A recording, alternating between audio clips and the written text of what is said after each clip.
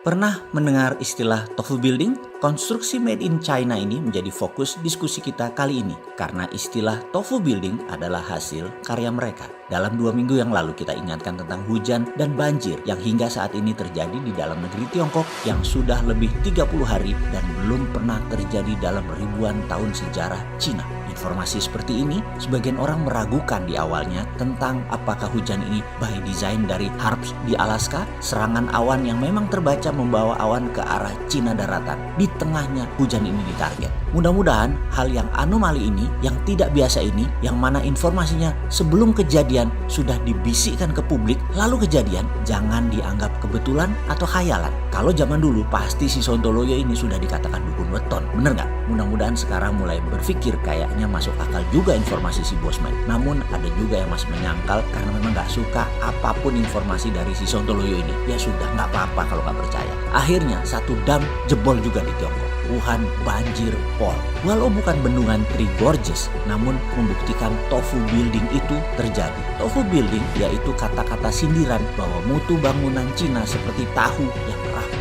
Sebentar, saya berharap yang di Indonesia bangunan infrastruktur yang dibangun yang terkadang studi lapangannya dipaksain agar cepat sehingga di jalan tol misalnya baru jadi aja sudah kebanjiran karena menyalahi banyak hukum alam. Ya, karena mungkin berbasis tofu building tersebut. Astagfirullah, maaf, saat ini saya berprasangka buruk lagi. Maaf ya, maaf, nyinyir dan sinikal kalimatnya. Ya sekali lagi demi mendapatkan perhatian si Sontoloyo mah nggak tahu malu. Salah ya bilang salah, geblek ya bilang geblek. Kembali ke tofu building. Hal ini jangan dipakai. Walaupun sudah kadung dipakai. Sekali lagi ngingetin, yang benar dari Tiongkok boleh ditiru. Jangan mengikuti maunya Tiongkok. Pasti mulai setuju ya sekarang. Jadi harus ke Amerika.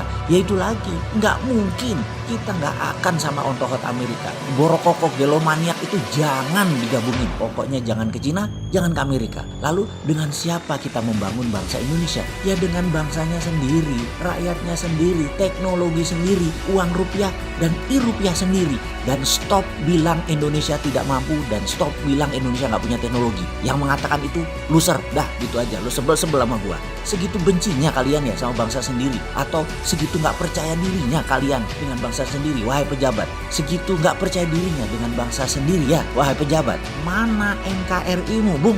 Gemes gua, anjrit. Kapan sih berdaulatnya? Partai sudah dukung penuh, rakyat sudah dukung, ada COVID, ada deglobalisasi, ada trade war. Ini peluangnya sekarang untuk menengok ke bangsa dan rakyat untuk dipercaya, dipakai bersama-sama melawan asing dan asing.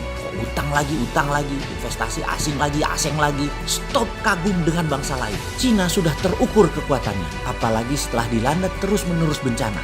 COVID-19, hujan yang terus menurun, gempa bumi, ditambah lagi masyarakatnya sudah mulai luntur loyalitas dan trust terhadap Partai Komunis Cina. Masyarakat Cina melihat kejadian Hong Kong membubarkan harapan mereka untuk mencapai masyarakat yang demokrasi dan terbuka. Kembali ke tofu building, yang mana betonnya bisa terkelupas hanya dengan tangan saja. Memang tidak semua bangunan buatan Cina itu tofu building, tetapi hasil kajian sebuah perusahaan Jepang, Kajima, mengungkapkan kalau proyek tersebut ada unsur pejabat pusat dan sebagian sudah ketahuan ketangkep korupsi dan menunggu hukuman.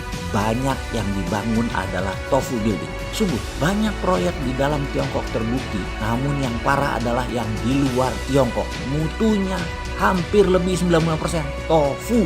Kita semua tahu proyek-proyek tersering adalah mekanisme Partai Komunis Cina untuk korupsi baik di tingkat pusat maupun daerah, dan yang lebih pasti yang di luar negeri peluang korupsinya besar. Dan kembali lagi kita ingatkan, terbanyak tofu building. Karena itu sebaiknya yang membangun mega proyek adalah swasta. Di Indonesia nih ya, di mana pemerintah hanya memanjaki saja, jangan aktif membangun. Pasti bisa menjadi sarana bermewah-mewah pimpinan proyek pelaksananya dari politikus. Sulit jujur untuk tidak ngentit uang proyek, apalagi terstruktur masif dan bersama-sama. Terlihat seperti wayai mono, terlihat seperti nggak ada peluangnya, padahal luar biasa uang untuk korupsi di proyek-proyek seperti itu. Jangan pernah bilang swasta nggak punya uang. Uang ya dari bank, pinjemi, modali, masa asing dibayari, rakyat sendiri nggak dibiayai, malah dikecil-kecilkan dengan mengatakan swasta nggak mau.